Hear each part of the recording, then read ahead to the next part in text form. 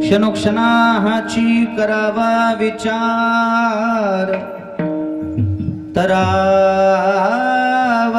पार भवसिंधू नशिवंत देह जाणार सकळ, आयुष्य खातो काळ सावधान। संत समागमी धरुणी आवडी, करावी तातडी परमार्थी, नाशिवंत देह जाणार सकळ, आयुष्य खातो काळ सावधान। तुका म्हणे इहलोकीच्या व्यवहारे, नका डोळे धुरे भरुनी राहो, नाशिवंत देह जाणार सकळ, आयुष्य खातो काळ सावधान। नमो विठ्ठला राजया पांडुरंगा, नमो रुक्मिणी माऊली ज्ञानगंगा, नमो पुंडलिका नमो चंद्रभागा, नमस्कार माझा रुक्मिणी पांडुरंगा। पांडुरंगा करू प्रथम नमन, पांडुरंगा करू प्रथम नमन। इको द्या। पांडुरंगा करू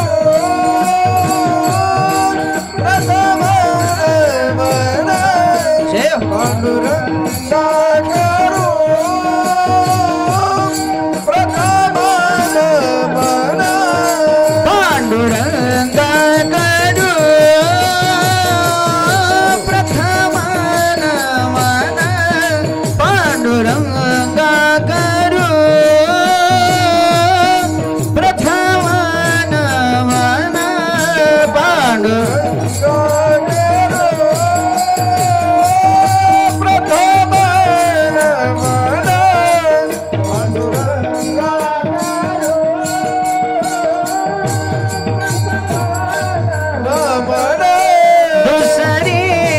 चरण संताची दुसरे चरण संताची त्यांच्या कृपादाने, कथेचा विस्तारू त्यांच्या कृपादाने, कथेचा विस्तारू चरण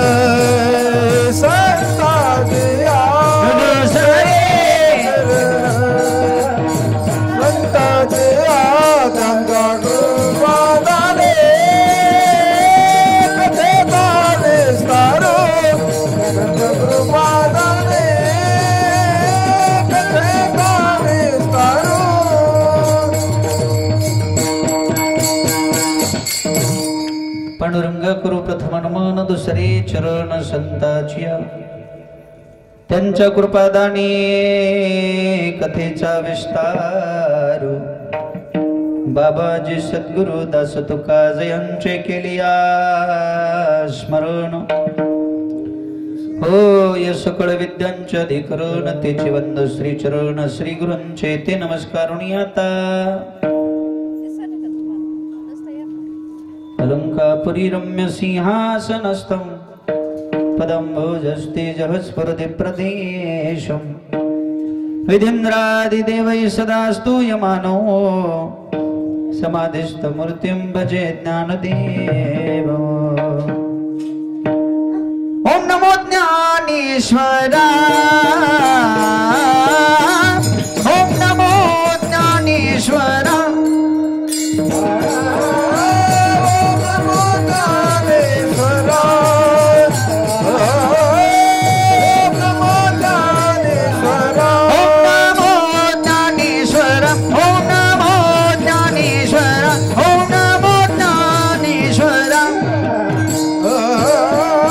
ओम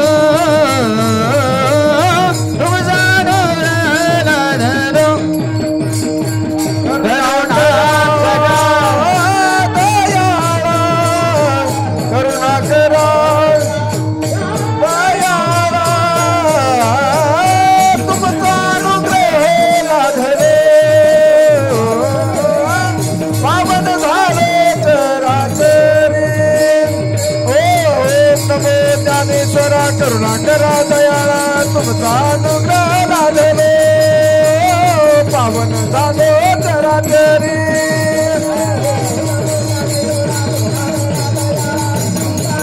अभंग आहे आणि माझे जगद्गुरु तुकोबार आहे.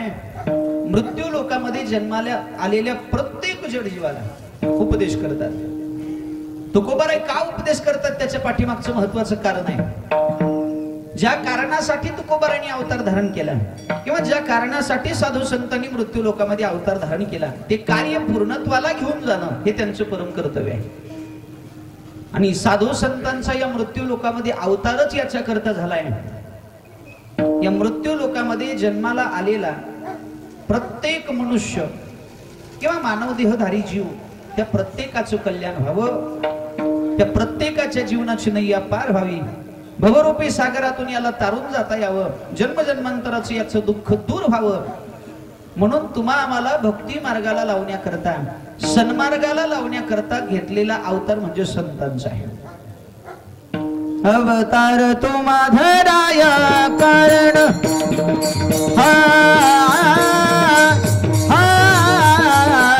अवतार तुम्हा धराया कारण हो अवतार तू धराये कारण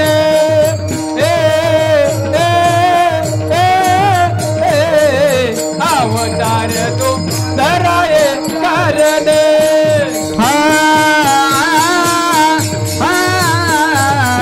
अवतार तुम्हा धराया कारण हो अवतार तुम्हा धराया कारण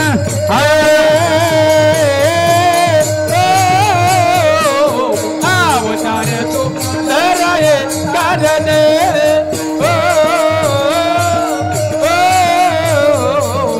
अवतार तू धराये कारण अवतार तुम्हा धराया कारण धराया जन जड जीवा बोला अवतार तुम्हा धराये कारण धराया जन जड जीवा अवतार तुम्हा धराया कारण धराया जन जड जीवा अवतार तुम्हा धरा कारण धराया जन जड जीवा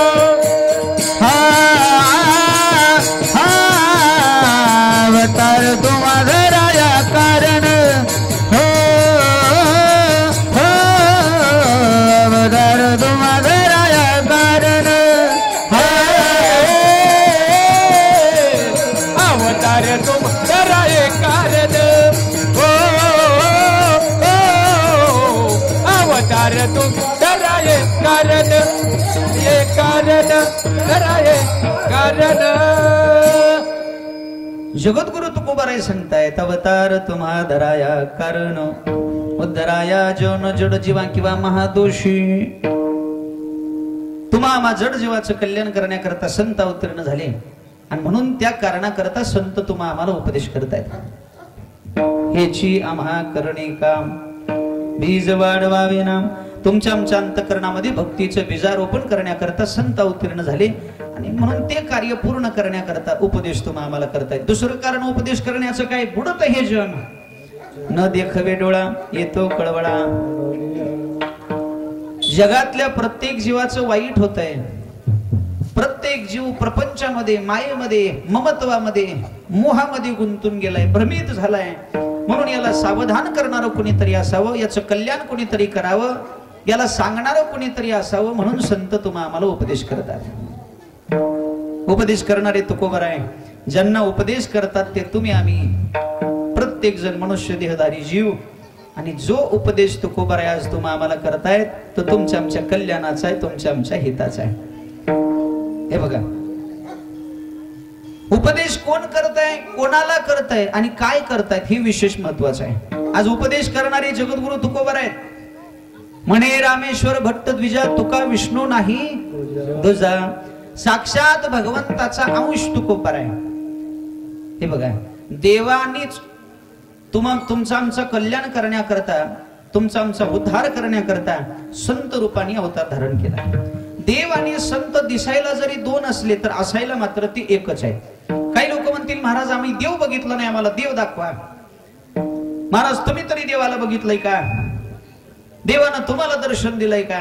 तुम्हाला खरं सांगू का, देव प्रत्यक्ष रूपानं दर्शन देव अथवा न देव, पण साक्षात भगवंतानी अखिल कोट ब्रह्मांड नायकानी संत रूपाने अवतार धारण करून तुम्हा आम्हाला दर्शन दिले बाबा, आहे की नाही? देवते संत देवते संत निमित्त त्या प्रतिमा. ज्ञानोबारायांच्या रूपानं भगवंत प्रगट झाला, तुकोबारायांच्या रूपानं भगवंत प्रगट झाला, संत श्रेष्ठ गोरोबा काकांच्या रूपानं, संत शिरोमणी मारुती महाराजांच्या रूपानं माझा देव प्रगट झाला. पण दुर्दैव आपल्या जवळ असलेला चालता बोलता देव आम्हाला अजून ओळखता आला. संत आणि देव वेगळे दिसतात पण असायला मात्र एक आहेत, बरोबर आहे की नाही? जसं आरशामधील प्रतिमा आणि आरशा समोर उभा केलेला व्यक्ती एकच आहे, दिसायला दोन दिसतात, बरोबर आहे की नाही? आरशाच्या समोर उभा टाकून बघा, आपलंच प्रतिबिंब आरशात दिसतं. महिला मंडळ दिसतं का नाही? दिसतं का नाही? आपण समोर उभा टाकलं की आरशामध्ये एक आपलं प्रतिबिंब दिसतं. म्हणजे आपण एक आणि आरशातलं एक, किती झाले? दोन. मग दोन आहेत का? वास्तविक एकच माणूस आहे, एकच व्यक्ती आहे, पण दोन दिसतात. एकाचं प्रतिबिंब त्या आरशामध्ये दिसतं. तसं भगवंत आणि संत दोन दिसतात पण असायला मात्र ते एकच आहे. म्हणून कधी देवाचं दर्शन घ्यावंच वाटलं तर एखाद्या अधिकारी संतांच्या चरणावर मस्तक ठेवा, भगवंताच्या दर्शनाचं पुण्य तुम्हाला प्राप्त होईल. विठ्ठल विठ्ठल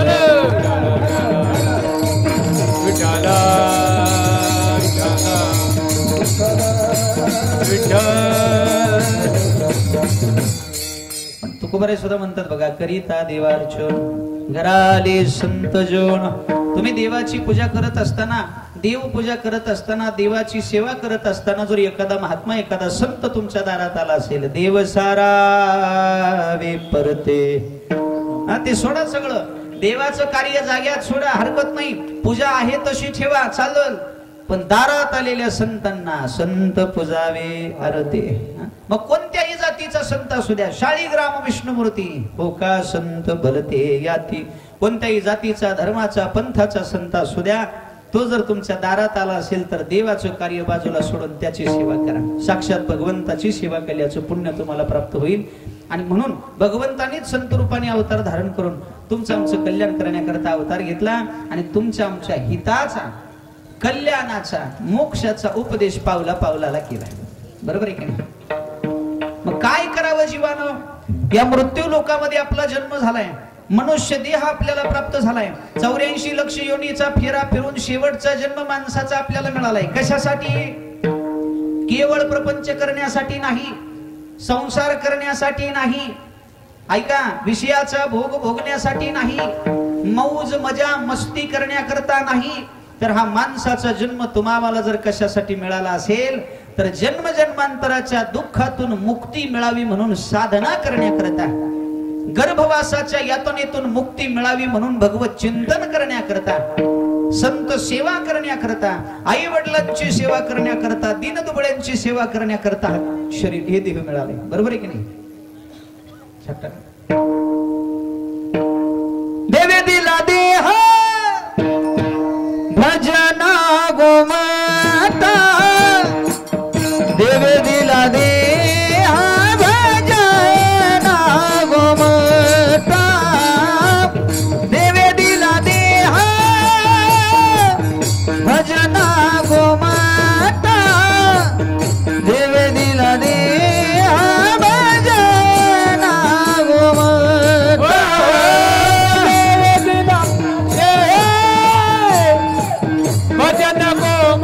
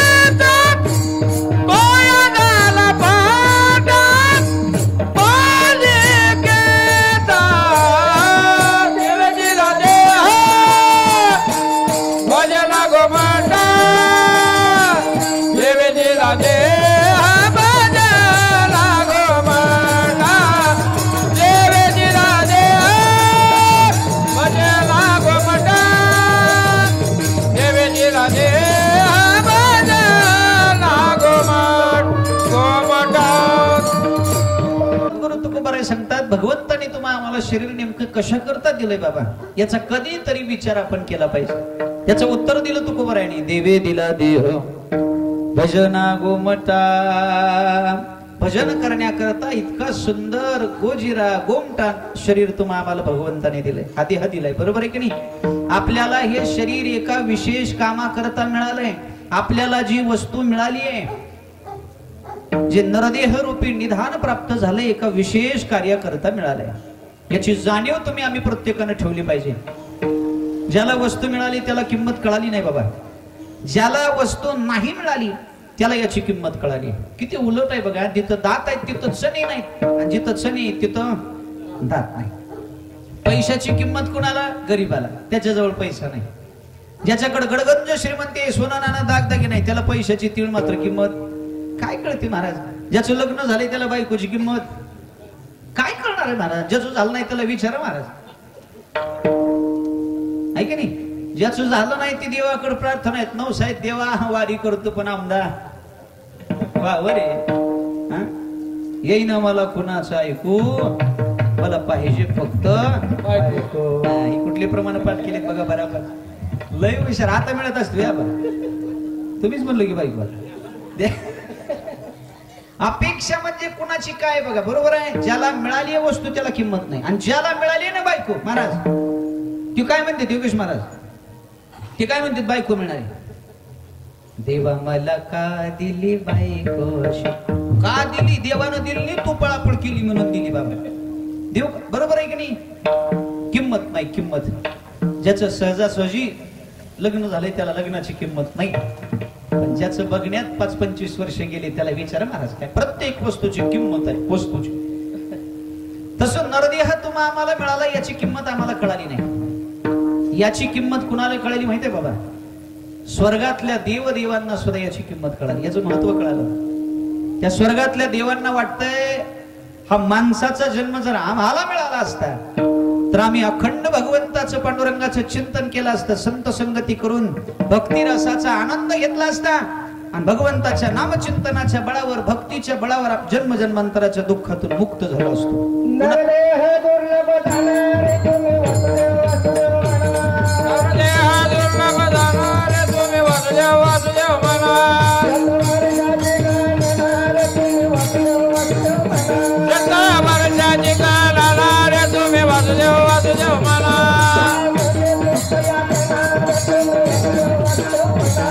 यामध्ये दुःख वाचला रे तुम्ही वासुदेव मला.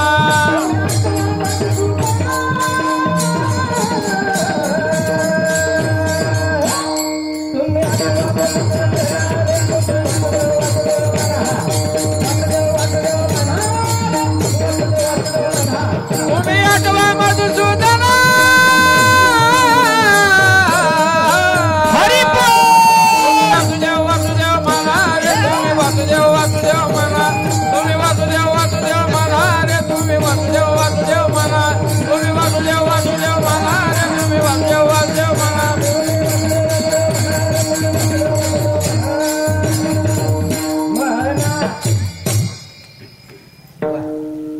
नरदेह दुर्लभ जाणार.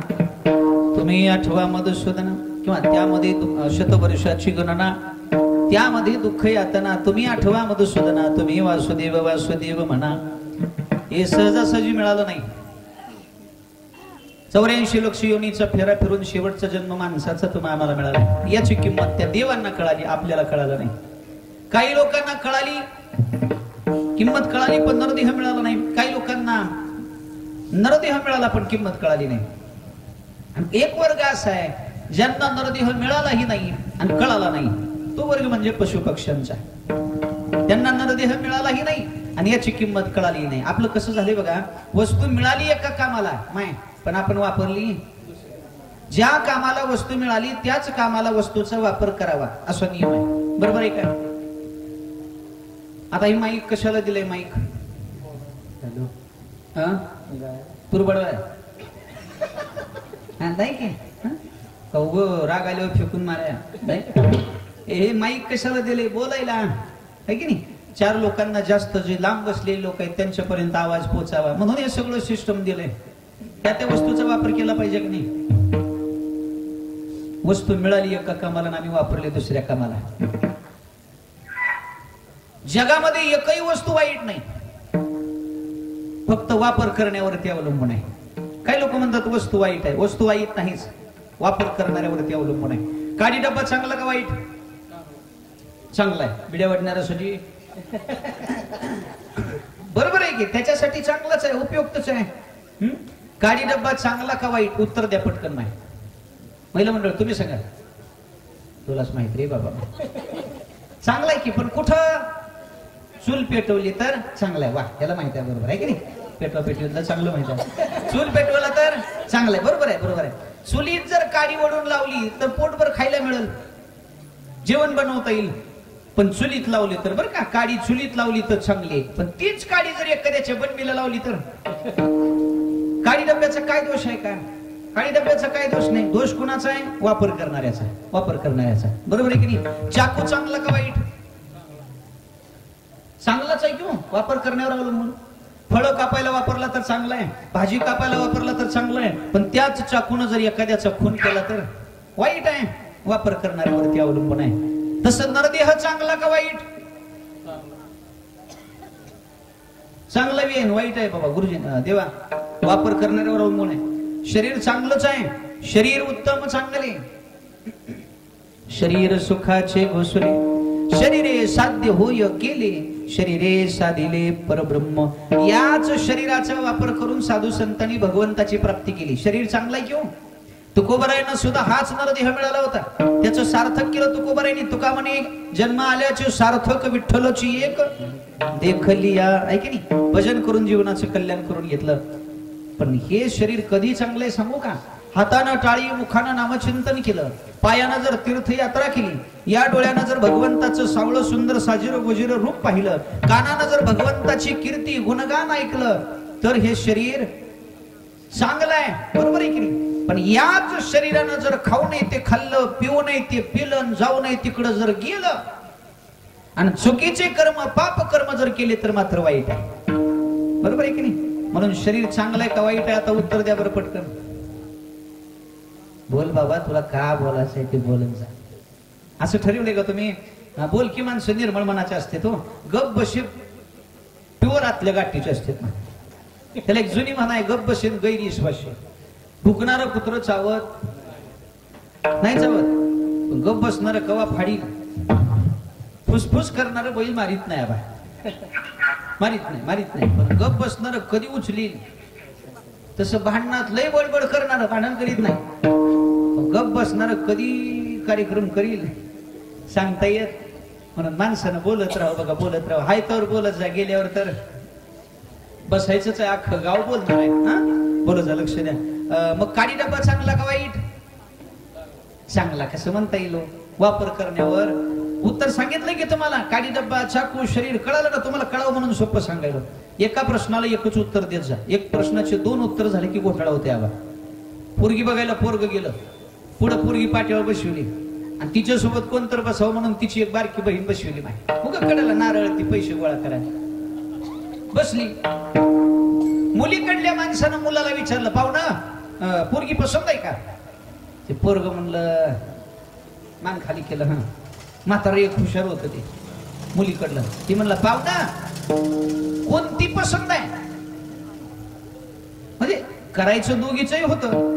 पाहुण्याला जी पसंत पडल त्या मुलीसोबत लग्न लावा म्हणून त्या मोठाड माणसानं म्हणलं, कोणती पसंत आहे? मग ह्या येळवाकानं काय म्हणावं? एकतर पाट्यावरची, नाहीतर बाजूची. बरोबर आहे की नाही. हिला अजून काय म्हणते? दोन्ही बी. रुमण्यानं हाणलं, रुमण्यानं खण खण. एका प्रश्नाला एकच उत्तर असावं. 2 उत्तर दिले की घोटाळा होतंय. बरोबर आहे की नाही. तसं तुकोबाराय म्हणतात, अजूनही वेळ गेली नाही. भगवत कृपेनं तुम्हा आम्हाला नरदेह प्राप्त झालाय. या नरदेहाला आल्यानंतर प्रत्येकानं प्रत्येक पावलाला, प्रत्येक क्षणाला विचार केला पाहिजे. कोणता? अभंगाचं पहिलं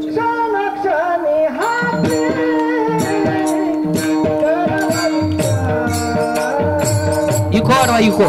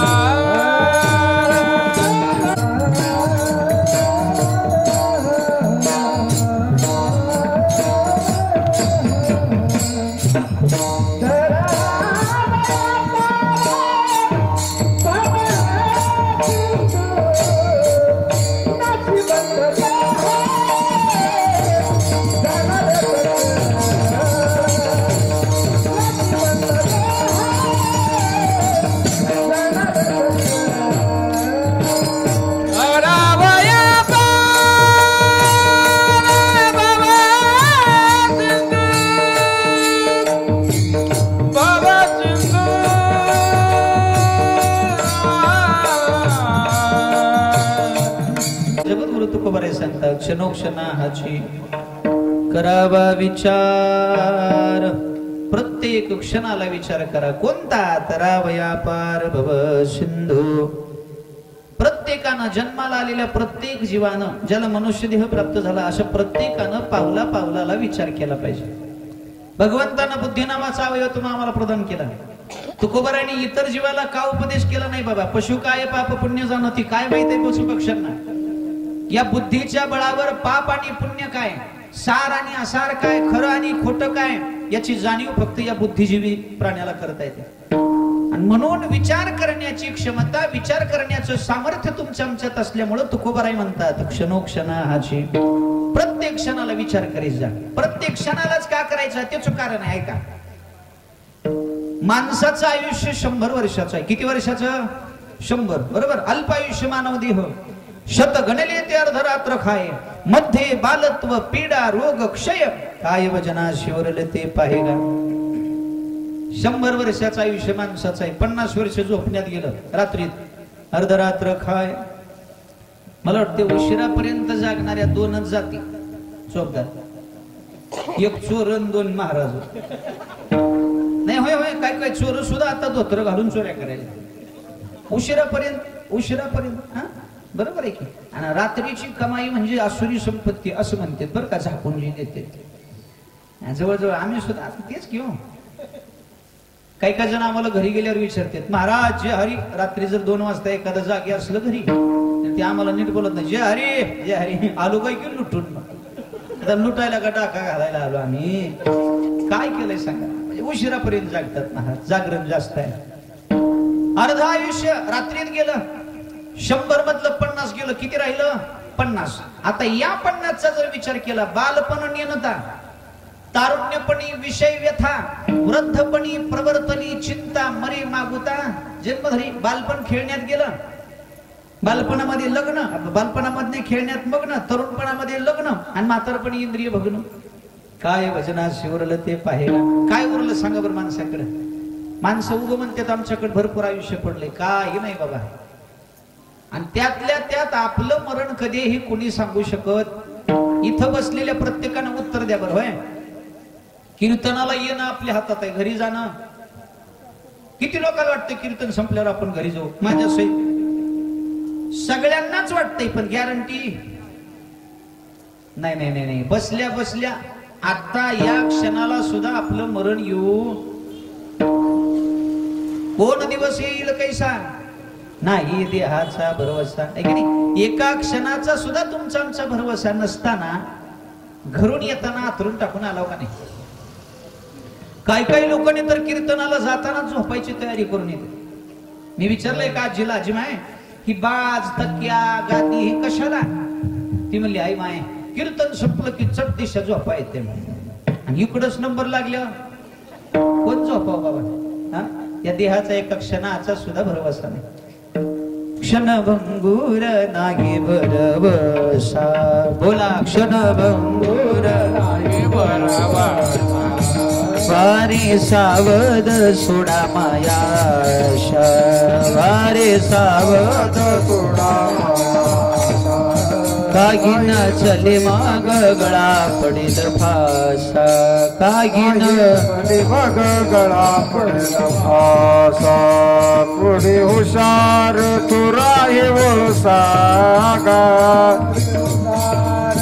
थोर आहे वळसा राम राम स्मराधे राम सावध सोडा माया आशा काही न चली मग गळा पडेल फासा पुढे हुशार थोरा हे वळसा गा एका क्षणाचा सुद्धा भरवसा कोणाचा नाही मरण कोणाचं कधी येईल सांगता येत नाही क्या भरोसा है इस जिंदगी का साथ देती नहीं ये किसी का कधी कोणाची साथ सोडून देईल सांगता येत नाही म्हणून सावधान भूतकाळ निघून गेलाय भविष्य काळ येणार आहे का नाही माहित नाही आपल्या हातात आहे तो फक्त वर्तमान काळ म्हणून तुकोबाराय म्हणतात वर्तमान काळामध्ये असलेल्या वेळेला प्रत्येक क्षणाला विचार करा क्षणोक्षणाची करावा विचार प्रत्येक क्षणाला विचार करायचा कोणता तरावया पार भव सिंधू आता आपली विचार इतकी हळवाक आहेत महाराज ते परमार्थात बसत नाहीत आपला विचार काही चांगला विचार आहे का कीर्तनात बसल्या बसल्या ठरवतंय कधी उठायचं आणि कोणाचा चप्पल हाणायचं ते कीर्तनाला येतानाच बघून येते कोणाचा कुणकड सोडलाय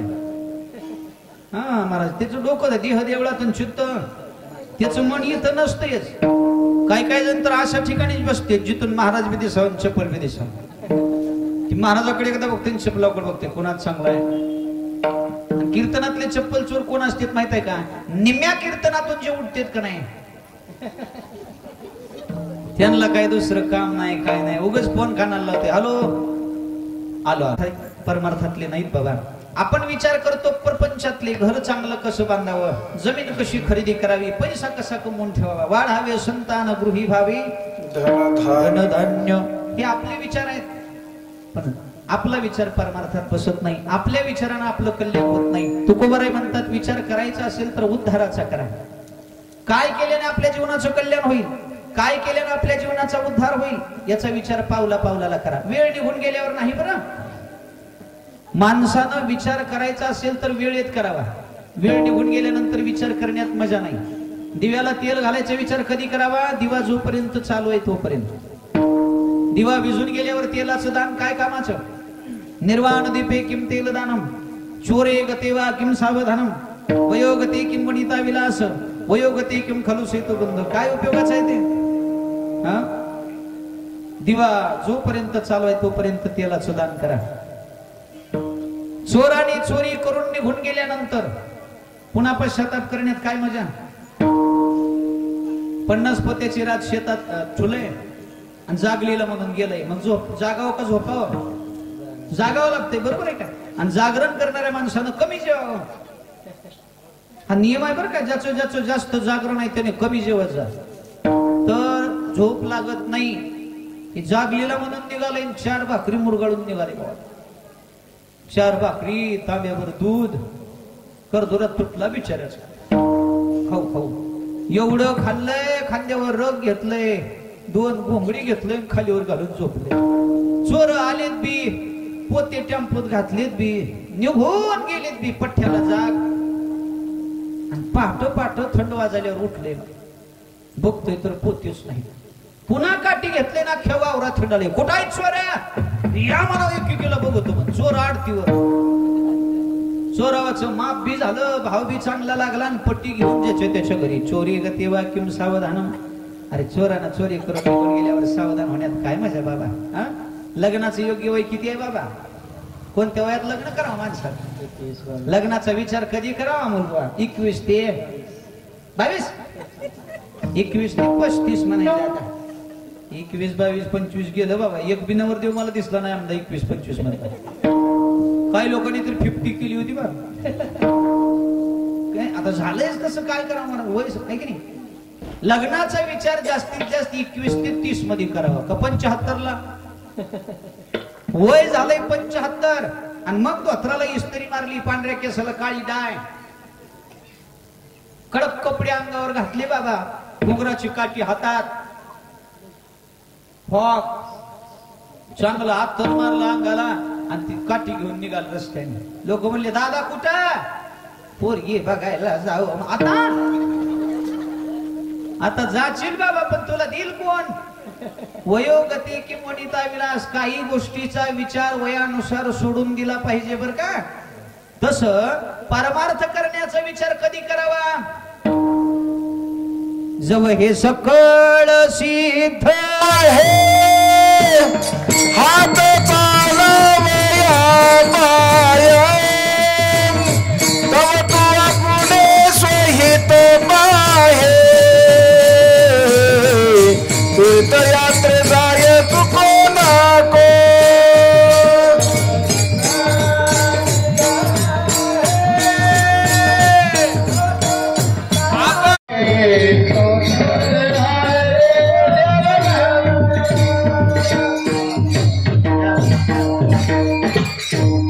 जव हे सगळं सिद्ध आहे हात चालावया पाय तव तू आपले स्वहित पाय तीर्थयात्र जाय चुको नको.